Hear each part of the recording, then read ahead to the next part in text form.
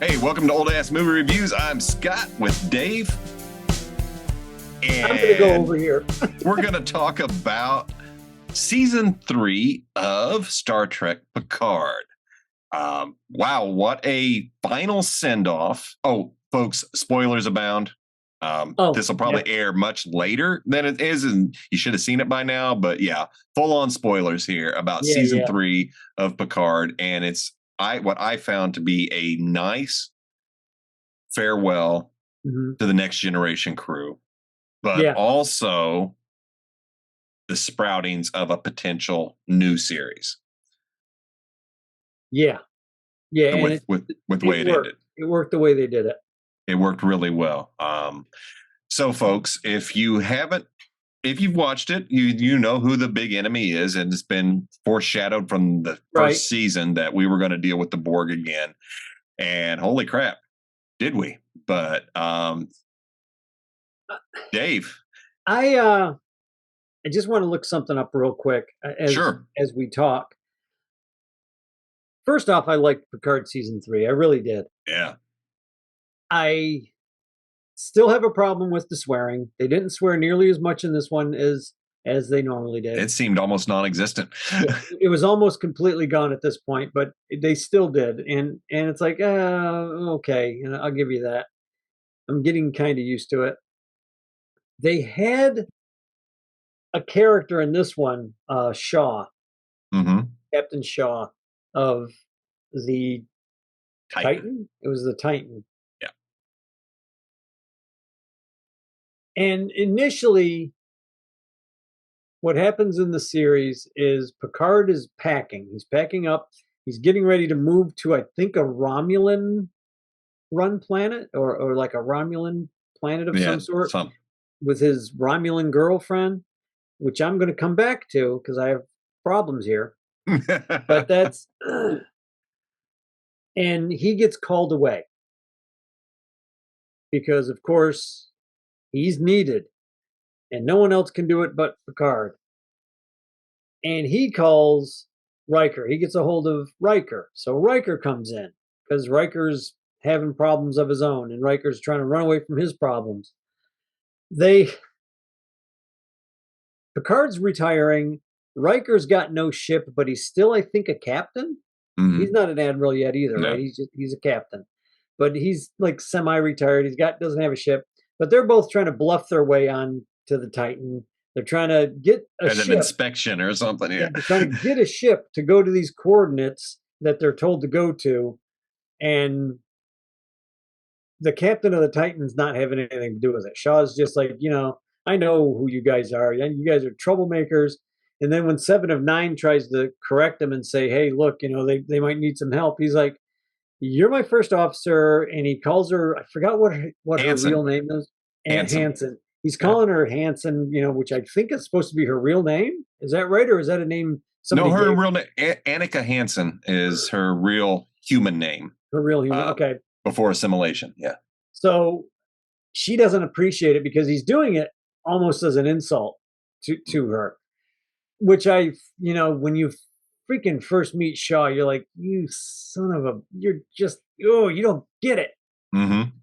But he's a necessary character. And B, after about the second or third time he showed up and the shit that was happening, I looked over at the old lady and I said, I'd agree with Shaw. Yeah. Right about now, I'd be agreeing with Shaw. Those guys would be in the brig. You start to see it. They ain't getting the fuck out of there. Yeah, at that point, you still don't know exactly why he has such anger and resentment toward Picard and 7. And you don't know yet, but you're starting to see it's like, okay, this guy's right. Everywhere this crew goes is trouble. You've just put everybody in danger, which they did. Yes, they did. Especially, like initially in the original series, it was mostly stuff because they're being ordered to go somewhere. This was, especially in this one, was them going somewhere on their own. They weren't being ordered to. No, they were literally going to steal a Starfleet ship. These high-ranking officers.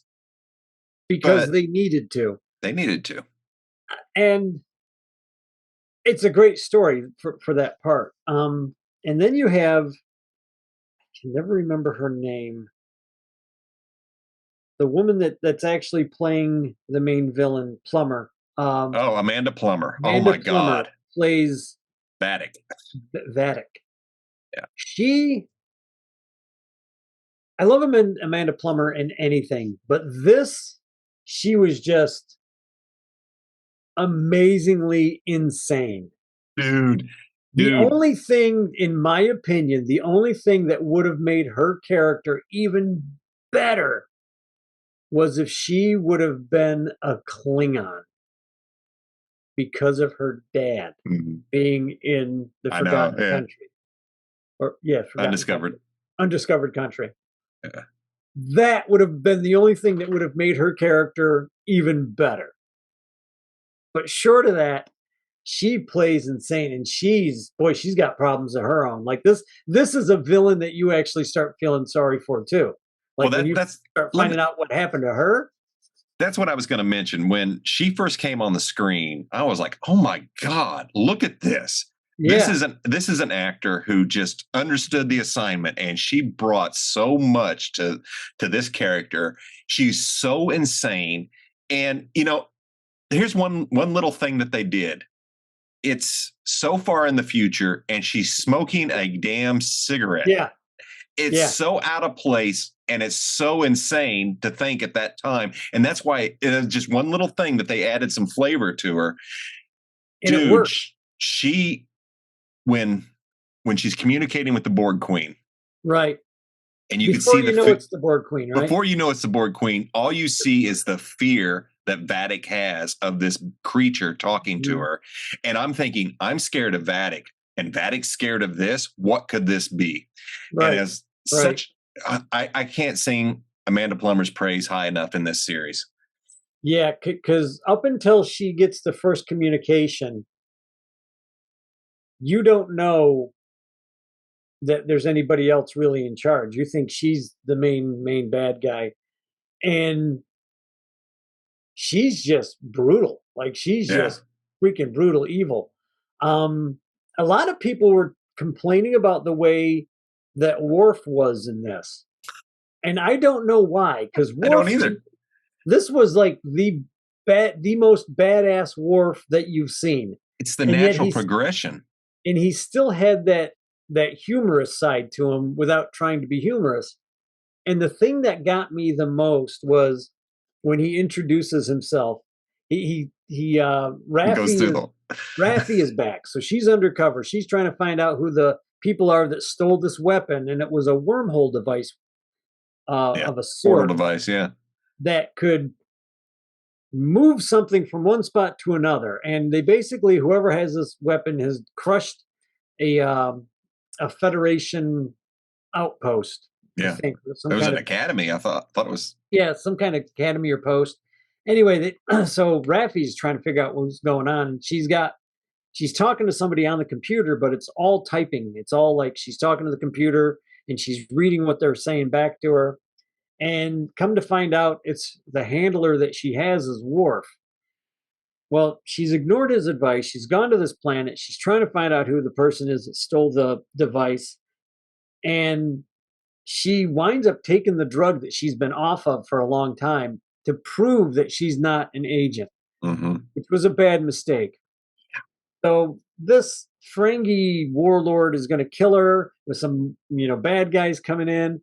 And all of a sudden you just see the blood of these guys getting split, and Ched's getting chopped off. And Worf kills everybody. There's like 6 guys in there. He doesn't even work up a sweat. He's not even warm after he does it.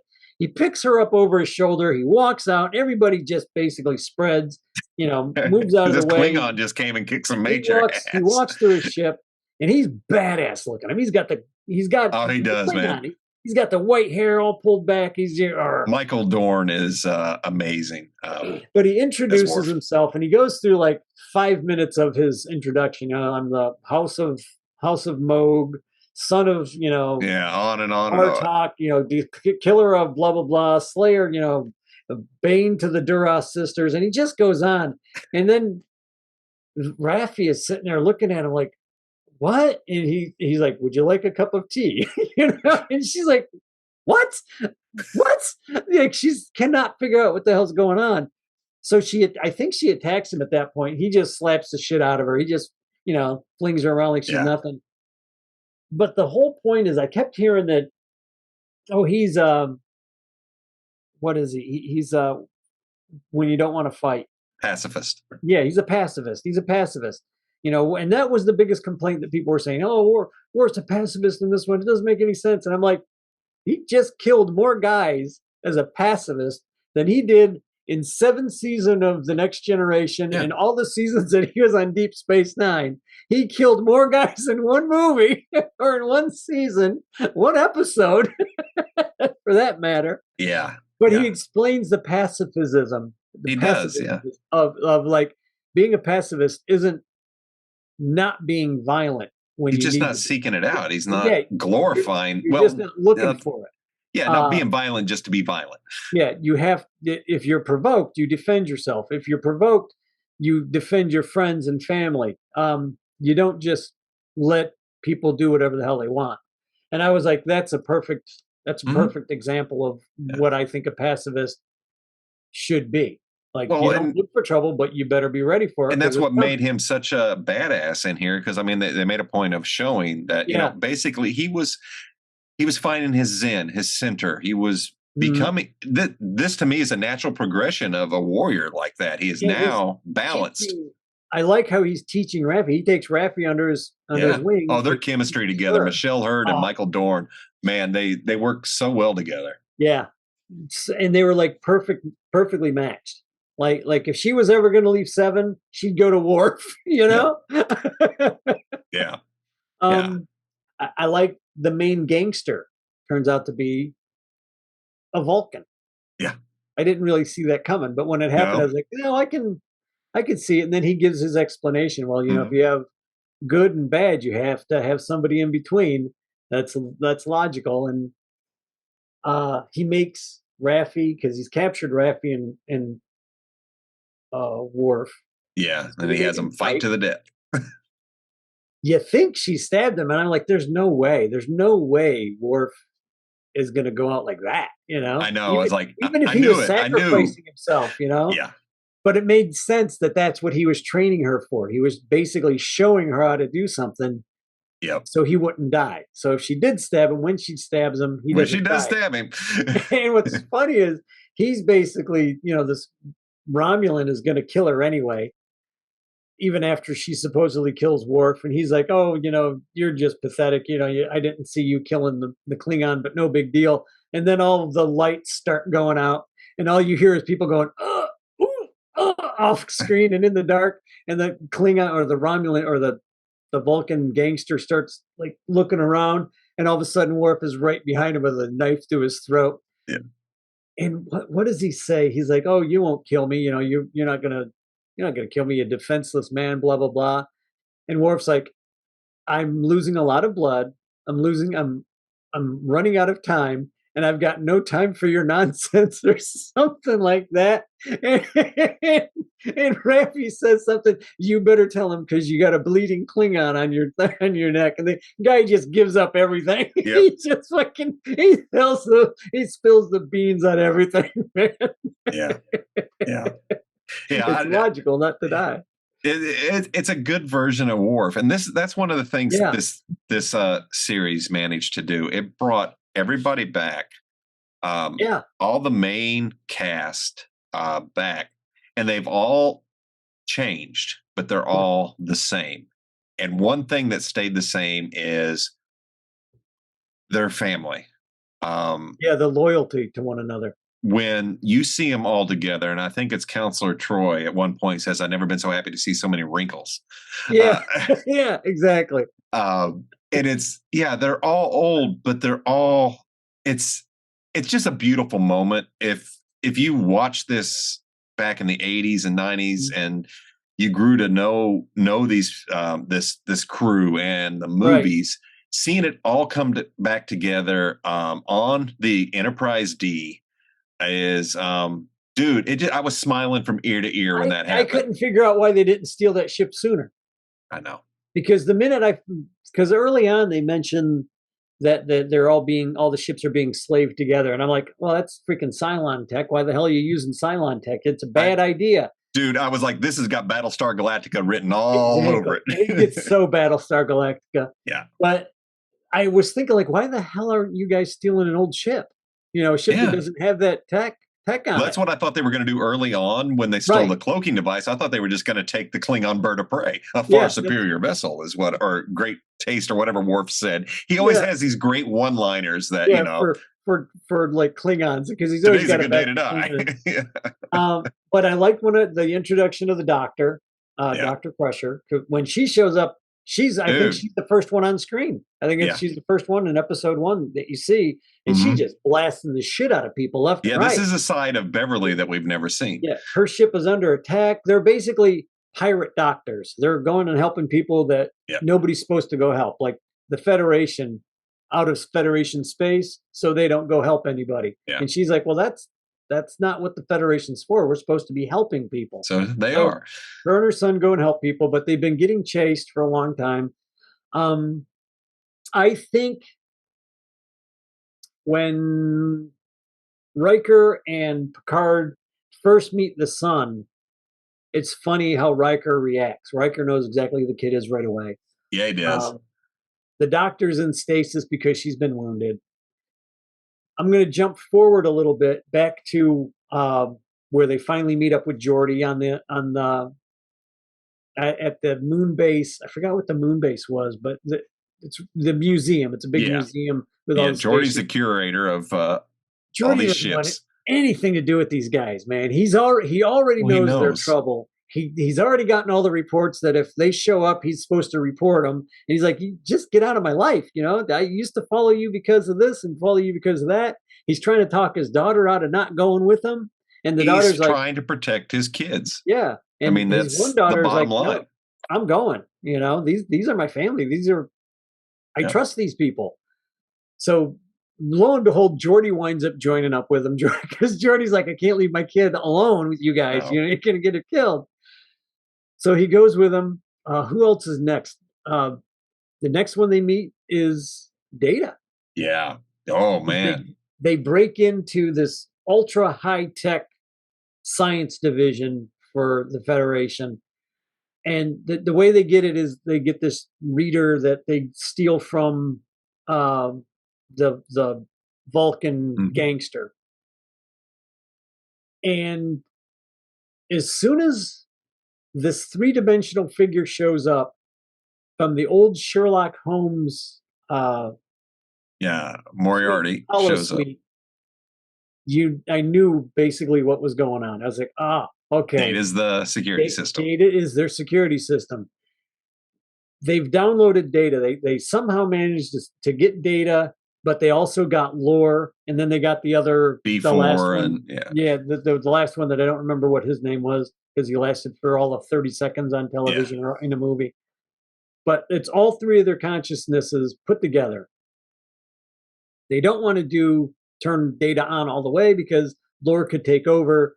There's a lot of intrigue there. Like what's going to happen? How's it going to happen? Exactly. So you're like, oh no, what are they going to do? But at least Brent Spiner's back as his main character. Yeah. I loved how they used him episodes 1 and 2. I loved how they used him like that through the whole thing. But now they got Data. They got Data back on the Titan. The captain of the Titan has been wounded. He's pissed off. He doesn't want to fucking be there. He's healing up rather nicely though, and they're getting attacked again by Vadic. They capture Riker. He's getting the shit kicked out of him. You're not sure who to trust anymore because by this point you found out that the Founders are back. The Founders are from Deep Space Nine. Changelings are back, the Changelings are back. And at this point, Kat and I were convinced that the son was a Pa Wraith. Mm-hmm. I was like, this kid's a Pa Wraith. They're going to bring in fucking Cisco. This is fucking great. And oops, nope. Nope, they dropped the ball there. Yeah. Okay, I'm just going to say, this is where I just see all the holes that they had. So from this point on are going to be little complaints. All in all, I still love the series. I really did. I loved how they ended it, all in all. But how did you know what the power race were? Did you ever watch? Not until I started reading online and saw what people were speculating. Yeah. So Yeah, because Kat and I were like, okay, this is a power wraith that got away. This is fucking awesome. Who's looking for him? Why are they looking for him? Oh, yeah, a this lot is of gonna people be were great. speculating that. Turns out they dropped the ball on that. He was just genetically modified because of Picard being his dad. And when Picard was taken aboard the Borg he ship, passed it on. they But changed how his DNA a bit. this speaks to the intelligence and the cunning of the Borg. Right. Talk about a long game. Yeah. Just in case. Just in case. Just in case. And had she not survived, that would have never happened. Yeah. Because there wouldn't have been anybody left. Okay, that's my first hole. He wasn't a power wraith. They didn't bring back Cisco. I'm a little ticked off already. Like, can't believe you guys didn't bring back Cisco. He should have been the one to come in and save the day at this point. No, didn't happen. The kid's just aboard. But the interesting thing is, and I had already kind of figured this out when they were talking about all of the shape changers being, initially they were finding them only in the transporter. They were transporter chiefs. And I thought, well, there's got to be a reason that they're doing that. It's got to be like a screening thing. And I didn't figure out the DNA thing, but I knew it had to have something to do with screening. That was slick. They're changing the people's DNA through the transporters. Through the trans, which would make sense. How easy would that be to just because the code's everything's being put back together, right? Oh wow! You just put it in there, but it's only people 25 and under, or under 25. Yeah. So it's basically Gen Z. That was a nice little older generation knows how to fight and is cunning, and they're going to figure it out and save the day. Gen Z is just going to go along with the zombies. The hive mind. The hive mind. Wow. And I thought that, and I was like, holy crap. What? I know the writers had to be thinking about that when they did it. They had to be. But okay, I'm like, all right, this is the big fight. Fucking Enterprise D's there. They're going to get shit kicked out of them. Fucking Agnes and her group of fucking Borg are going to show up. She's going to save the day, and what a great fucking full circle for the Borg. They were the worst enemy, and then all of a sudden they come back and they save the fucking day at the last god darn second. Nope. No Borg. They did season 1 and 2 of nothing but Borg shit.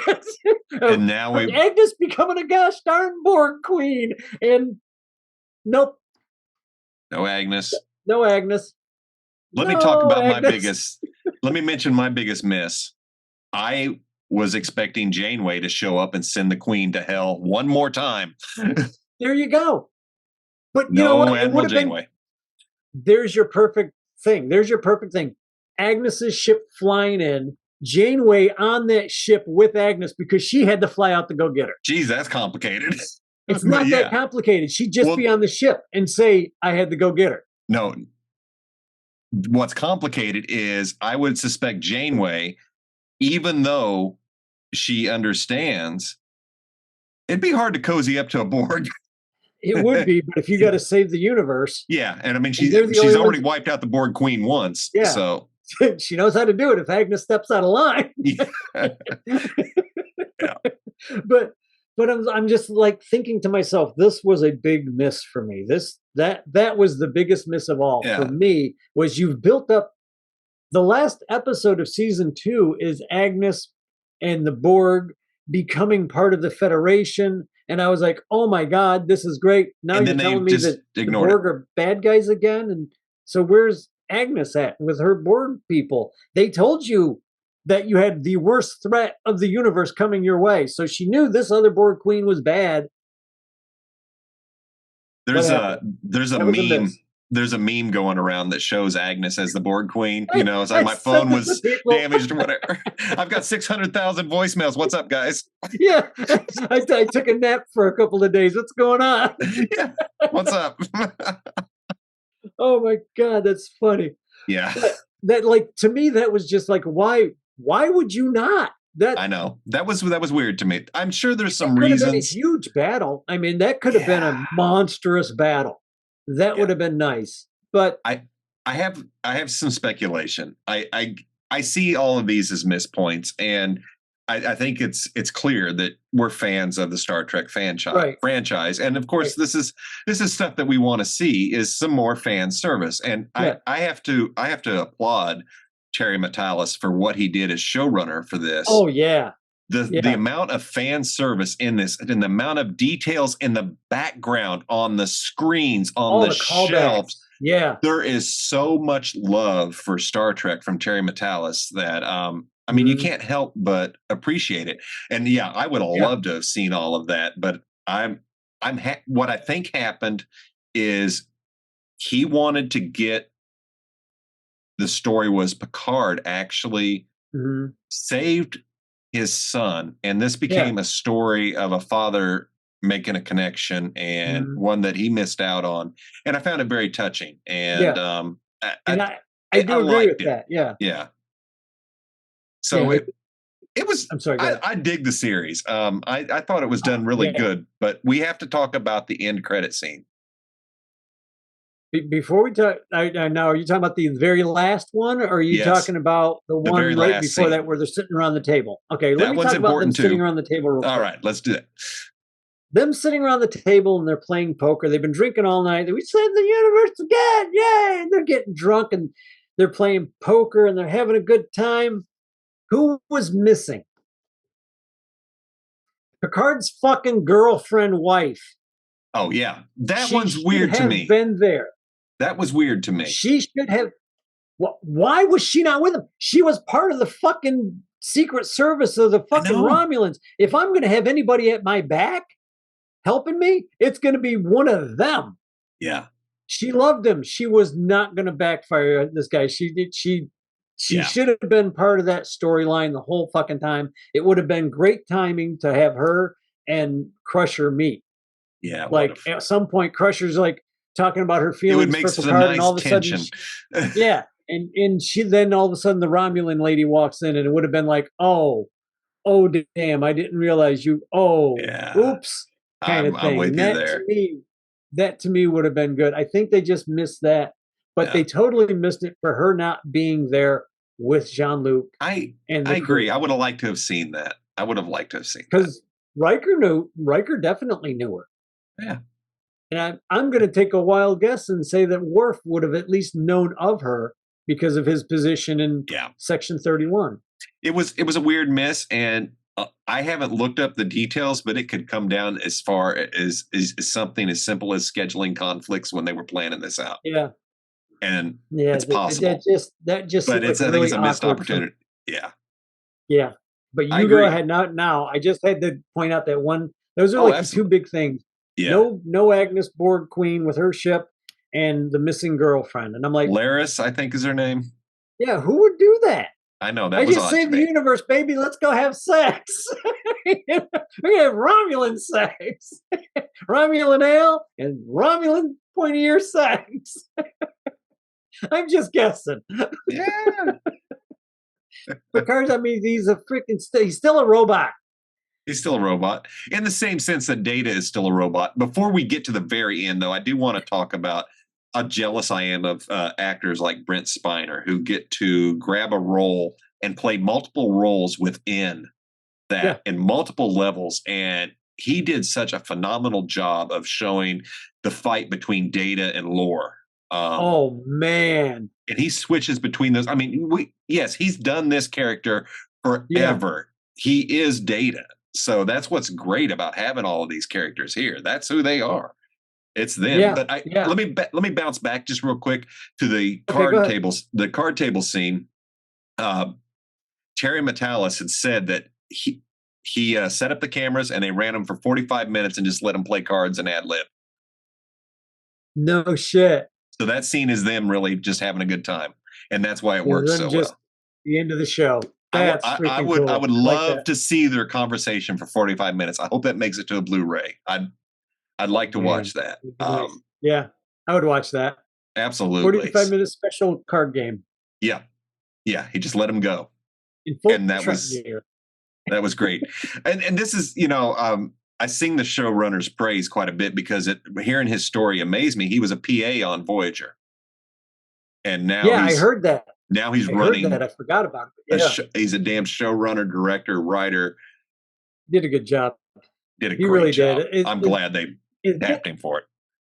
As nitpicky as I have been through episodes one, or series 1, 2, and 3, like Yeah, what I complain about is actually kind of nitpicky. I do think the two things are glaring holes. Like I agree. I agree. know, but other than that, I mean, I liked how that ended. They gave them a good series ending. Well, and it was the same as ended the series. Well, and that's how the series ended, if I'm not mistaken, with a card game. Did it not? Nope. I think it was just Picard walking down a hallway. Okay. By himself, smiling, just like the last movie with them did. I think that's how I remember it. Yeah, I could be wrong, but that's how I remember it. Because I from watching the interviews, it sounded like this was the end scene of the series as well. Oh, okay. Maybe so I got it wrong. Wanted to do a callback, but I don't know because I'll be honest, I really didn't get into the Next Generation TV show, but I love the movies. I've seen a few. This is one generation of Star Trek that I never really watched a lot of, which is straight. Well, I shouldn't say generation, the Next Generation. Voyager I love Voyager, and I've seen some Deep Space Nine, but yeah, that's huge Deep Space Nine fan. I like what I've seen of Enterprise. I'm starting to like Voyager. For me, the Next Generation was the toughest one to watch because it was the next series. It was, and man, we didn't have the internet then.